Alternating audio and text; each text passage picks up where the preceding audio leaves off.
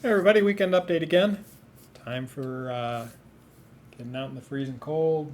Utah Lake looks like it's frozen over. Maya says she wants to go ice skating on there.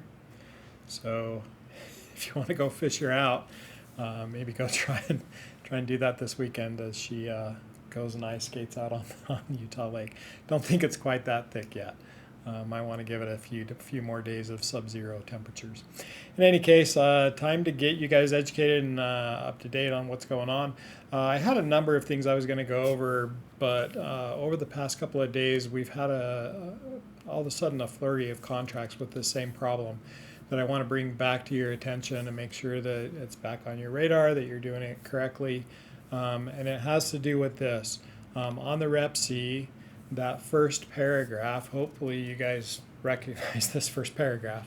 On this paragraph, this is what it says. It says, after acceptance of the Rep C, the buyer and the seller, by the buyer and the seller, and the earnest money receipt by the brokerage shall have 4 days after the brokerage shall have 4 calendar days in which to deposit the earnest money into the brokerage trust account.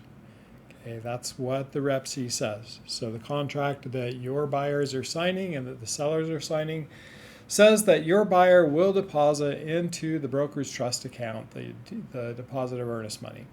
Now we know that Fathom doesn't use, we have our trust account, so don't confuse it with we don't have one. We're required to have one, but we don't use our trust account. There's various reasons for that. A number of which are for protections, but we just don't use it. So if you send over the Rep C as is, without any modification whatsoever, and everybody signs it, your buyers are automatically in default because you've now said that you're depositing money into a trust account that you're not going to be doing.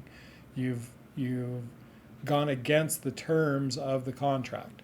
And so it's important that you realize that when you write the Rep C that you need to include this deposit of earnest money addendum as addendum 1 every single time. If you don't, you're in default. Sellers could just cancel, say, hey, you didn't do what you were supposed to do. We're taking the earnest money. You defaulted, right? And so make sure and protect your client. You need to protect your client by putting the deposit of earnest money addendum in place as addendum 1. It could be another addendum, but at least included with the Rep C. And that's why I tell you to do it as addendum 1 so that you remember every single time you write an offer, you're going to do the Rep C and addendum 1, deposit of earnest money, every single time, regardless of the rest of what's in the contract, right? So just get in the habit, make sure you protect your clients, make sure you're not in default. We've had all of a sudden a whole flurry of these that are showing up again. As agents forget that they need to include this. So make sure that you've got this in your minds, that this has to be done every single time. Did I say that enough times? So make sure it's there. All right, just one other thing that I'm going to get you out of here and back to your weekend. I talked about a number of fun lawsuits and complaints and squabbles with NAR, and this is another new one. There's a Texas lawsuit now over NAR and their overreach, and this doesn't just include that they're requiring that you have NAR membership in order to gain MLS access. It also goes towards their ability to police it and a whole bunch of other things. And so a number of people back on NAR's back for the number of things that they feel that they're doing that they shouldn't be doing. And where you stand on that, one way or the other, it's up to you. But be educated about it. Be aware that this is out there, that it's happening, that NAR is battling these things, and it may have impact on you, how you access the MLS, what benefits you get from NAR, and those kind of things.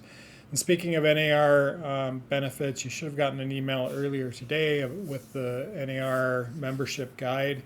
It includes a number of benefits. I was going to go through those today, but because of the deposit of earnest money, I wanted to keep that one fresh in your mind. That's the most important part.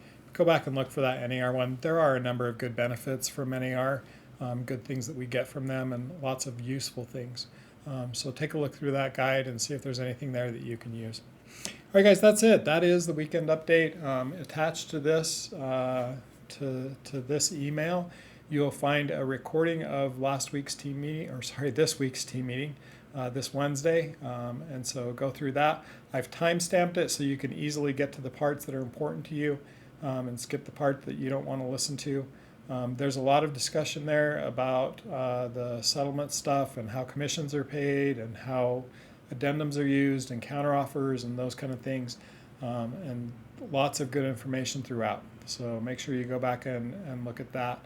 I'll include links to a lot of the information that I used there. It was longer. It was an hour and a half, I believe. And so while I apologize, we did have a lot to go through and it was important information. And honestly, I probably could have gone for another half hour with more of the stuff that I didn't even include there. And the end of it was a little bit rushed as usual as I tried to get you out. All right, hope you have a great weekend. If there's anything I can do for you, reach out, let me know. Take care, and good luck.